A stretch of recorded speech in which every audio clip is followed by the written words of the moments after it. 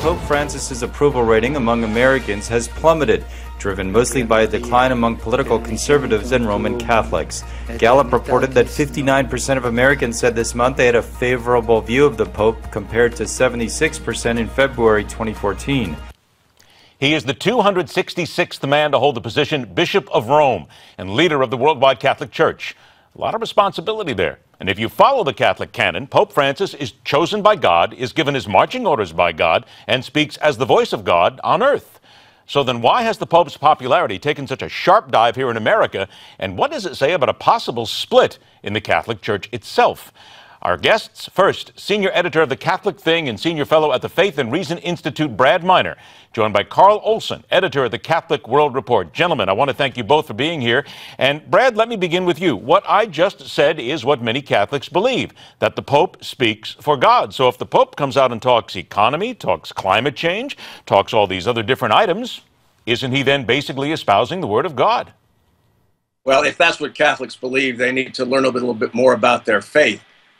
Because when the Pope speaks ex cathedra, that is to say from the throne, which is very, very rare in the history of the Church, then yes, he is to some extent the voice of God. But when he's talking about the economy or talking about the environment, he is giving his opinions. They're the opinions of a very well-informed man, or we hope he's well-informed, but they don't carry the weight of faith.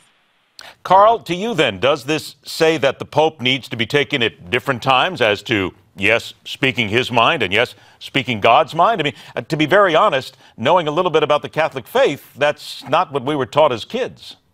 Well, the papacy, the essence of the papacy is that it's to defend the deposit of faith that was given by Christ to the apostles. And so the papacy, by its very nature, is a conservative institution. It's meant to preserve and define and defend. It's not meant to create doctrine. It's not supposed to make things up. And so, especially when the Pope, as Brad said, when the Pope goes outside the purview of what's called faith and morals, then he is offering his opinion. Catholics, yes, we should take it very seriously. We need to give him proper respect and take it seriously. But we also need to recognize that there's a difference between issues of faith and morals and those, as Brad mentioned, of science, of technology, of environment, and so forth. And I think that's a problem that a lot of Catholics don't seem to make the distinction between those key things. So, Brad, then looking at these numbers, the Pope standing is at 59%, down from 76% in early 2014 then. So, taking a little bit from what Carl told us here, should then Catholics, conservatives, whomever disagree here, just take what the Pope says and maybe take it in and not be as judgmental? Well, perhaps in some sense, yes, but when you're subject to a Gallup poll, when you're giving responses to questions about whether you approve of the job somebody's doing, naturally you have to look at the balance of things. This Pope has written 2 encyclicals. The previous Pope didn't write very many more than that.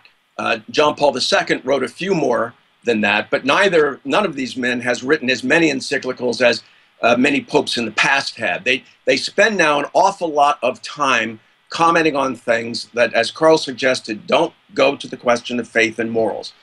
But when he speaks about things that are not within the scope of his office, he is no different than the President of the United States talking about politics. Okay, so let me interrupt if I can here then. If he's Pope then, should he then just stick to faith and morals and stay away from everything else?